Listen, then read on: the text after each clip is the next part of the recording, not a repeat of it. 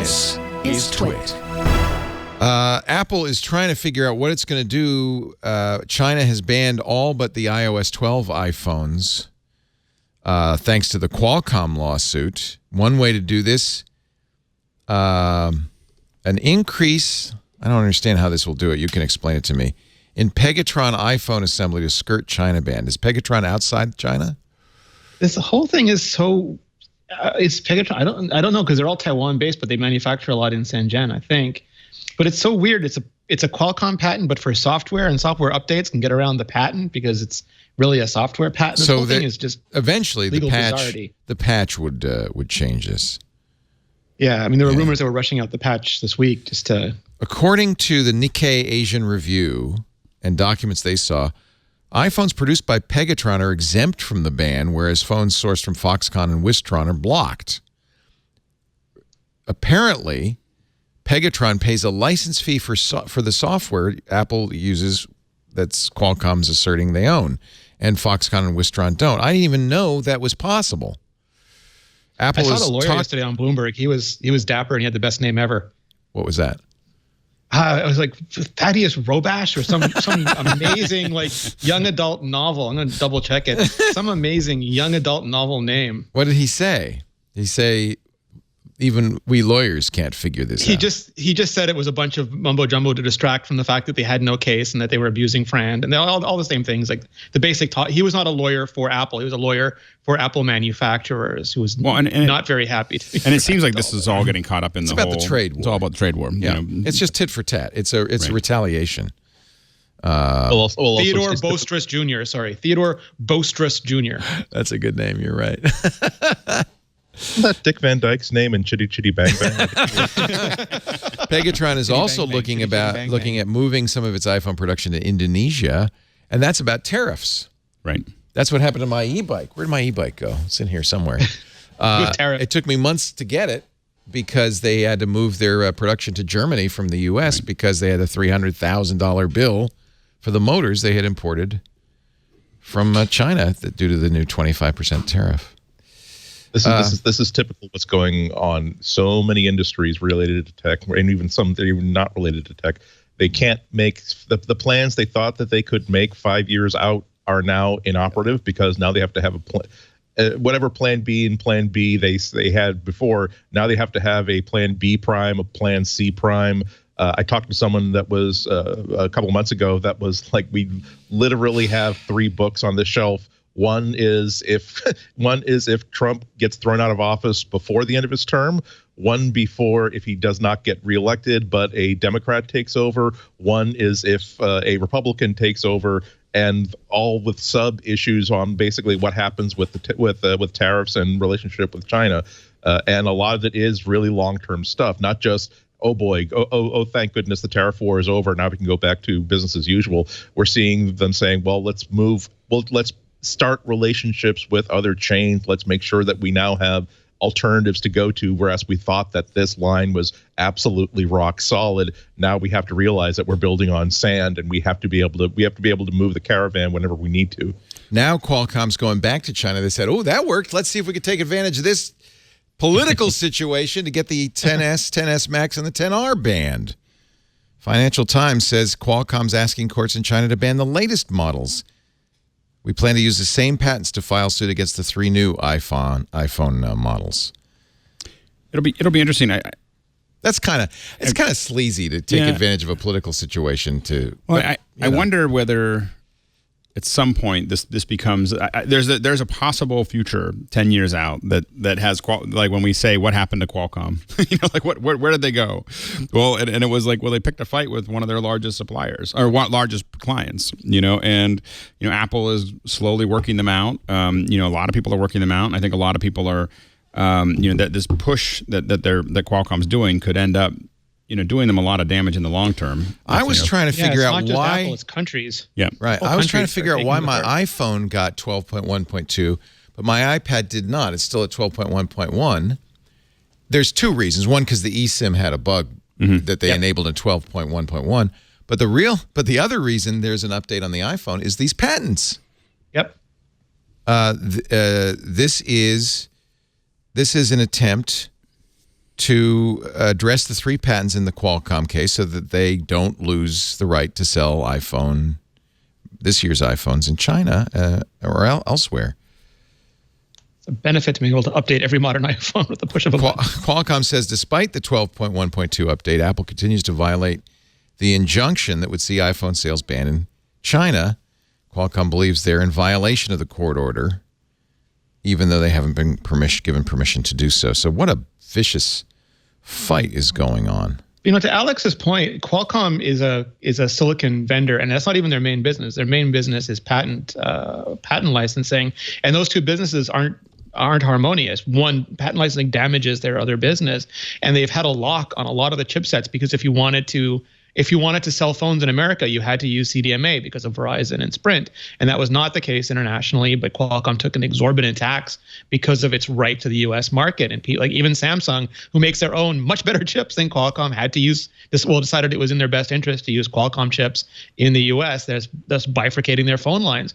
But that's increasingly not going to be the case as Huawei and Samsung and Apple and all these companies start going to their own silicon and now to their own modems. And I think it's really short-sighted of Qualcomm to put they made a lot of money off of these patents. Yay, great for them, smart business. I'm glad they got it. But I think to Alex's point, they could have looked to their very short-term future and seen we can either progress this and try to gouge as much money as we can before we crash and burn, or we can do a fair arrangement with all of these companies and all of these territories and make quite a bit of money still going forward for years to come. Well, and when you look at Apple expanding, they're opening up in Austin, but they're also expanding their presence in San Diego. They're doing that, for some specific reasons. It would be very convenient if you had, I don't know, what Apple's doing there, but Qualcomm is in San Diego, and it would be very convenient in California where there is no non-competes. You can start, with their kind of wallet, Apple can start draining their engineering staff, and that's something that, I don't know what Apple's going to do with it. I know that's what I would do with it. Yeah, even Qualcomm's engineering staff isn't. If someone took me to court, if someone played dirty pool with me in China, but wait a minute, I would open up and I would try to hire every one of their engineers. I don't pretend to understand this case. I don't know that it's dirty pool. Admittedly, it's a political situation going. Profits. Yeah. Well, they want profits. They believe that their component in the phone is so important that they deserve royalties based on the entire phone, not just on their component. But Apple's saying they're not going to give you 1 red cent either, right? Well, they're saying they'll pay a fair and reasonable amount, based on the cost of the component, not on the cost of the phone. And if you think about like Sony makes a sensor, Sony's saying cameras are so important to phones now. We want 20%, and the modem wants 20%, and the AR technology wants, and pretty soon there's 120% of the profits leaving the phone. Every company has to be reasonable. But the bigger problem is that Qualcomm's patents are, again, they're eating their business. They don't have the best engineers anymore. They just announced their new processors, and it's a generation behind what Apple and Samsung are doing. And that's just not in their best interest either, because it's hard enough to have a merchant silicon business, but if you're draining it for the patent fights, that's just even worse for you in the long run. Yeah. Well, their real product is compatibility. The fact that they've got this chipset that works everywhere with every carrier across the world, and they have a lot of experience in making sure that these things maintain compatibility. They also have a lot of experience in fighting to make sure that the standards that are approved are very compatible with what Qualcomm wants to make or what Qualcomm can defend. So it's not just that it's not just manufacturing capability. It's not just the speed of the processors. It's the knowledge that if you put that Q processor, that Q modem inside your device, a lot of your problems are solved. We see a lot of stories about how Apple and other companies, because they are smart, working on their own technology to replace Qualcomm's, but that's going to have a bunch of growing pains. They're really going to have their chips up and working for several years of testing before they would try to put inside something as specific as an iPhone.